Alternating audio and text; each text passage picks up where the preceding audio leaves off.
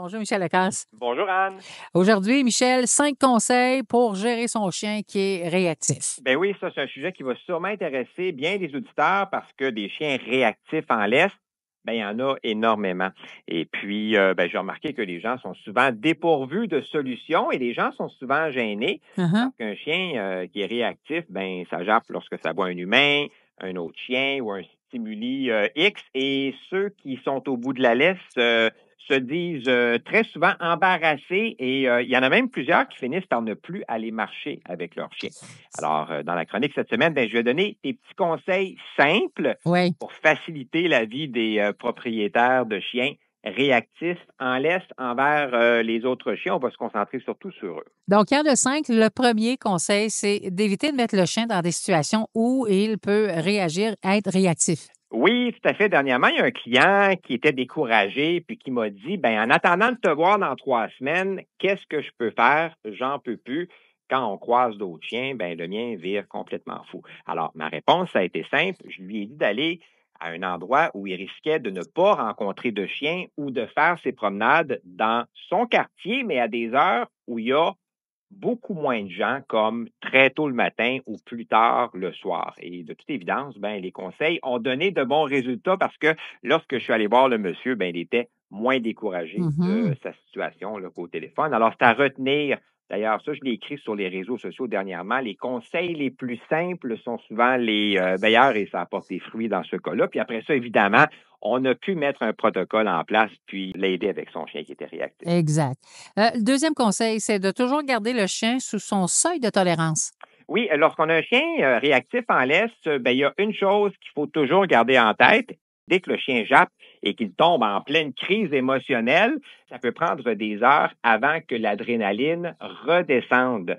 Alors, on peut dire que notre promenade, ou ce qui en reste en tout cas, est souvent foutu. Donc, pour éviter que ça se produise, ben, on fait tout pour s'aider en se répétant que la distance est notre ami, ce qui veut dire que si on voit au loin qu'un autre promeneur s'en vient avec son chien, ben on continue pas vers lui parce qu'on sait que ça risque de mal tourner. On peut plutôt Oui. rentrer dans une entrée de garage, on peut rapidement changer de direction ou de côté de rue et à la limite même, ben, se servir de ce qu'il y a dans l'environnement pour que notre chien ne voit pas l'autre chien si on n'a pas le temps. Et évidemment, aussi, on n'a pas le choix de le croiser. Bref, il faut gérer la promenade, Oui. comme je le dis souvent aux gens, ça vient grandement aider et ça la rend beaucoup plus agréable pour le chien et pour son humain aussi. Tu conseilles, le troisième, de changer l'émotion du chien? Oui, je viens de parler de garder son chien sous le seuil de tolérance. Oui. Quand on réussit à le faire de façon constante, on peut en profiter pour changer l'état émotionnel de notre chien lorsqu'il en voit un autre qui est loin de lui. Et comment on fait ça? Bien, on le fait par contre-conditionnement classique. Dès que notre chien voit l'autre chien ou le déclencheur, bien là, on lui donne des récompenses de très, très grande valeur pour lui.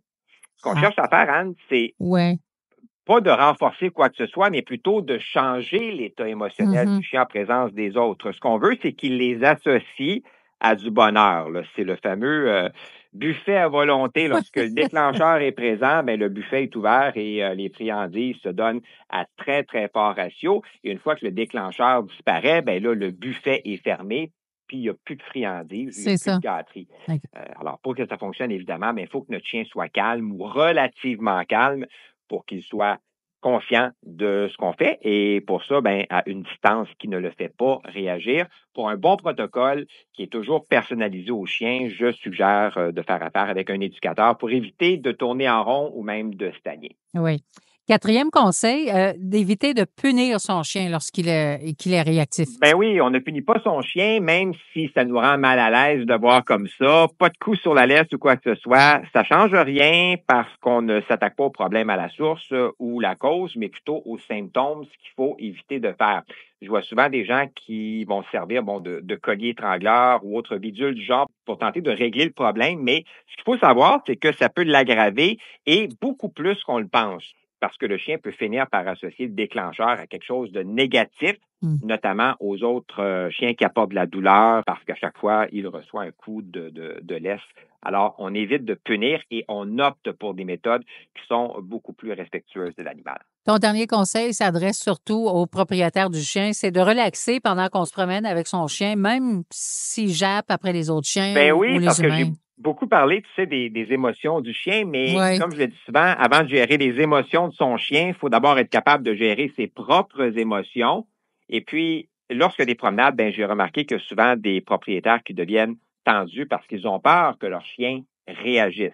Et ce que j'ai à dire, c'est qu'il faut pas stresser, il faut relaxer, il faut se dire que c'est pas la fin du monde si son chien se met à japper. Lorsqu'on tend les épaules, lorsqu'on serre la laisse, lorsqu'on soupir, ben le chien peut le ressentir et peut finir par penser qu'il y a effectivement un danger. Alors, on respire par le nez, puis on essaie de rester zen lorsqu'on fait des promenades parce qu'on veut évidemment profiter sans stress avec son chien. Et en suivant ces conseils-là, c'est sûr et certain qu'on va du moins diminuer, même réussir à empêcher notre chien d'être réactif face aux Oui, chiens et les humains. absolument. Et c'est des petits conseils qui sont très simples Oui. en attendant de voir un éducateur et qui sont aussi très efficaces. Michel Lacasse, éducateur canin, un gros merci encore une fois. Bonne semaine. Merci beaucoup, Annetier. Merci. Bye Bye. bye.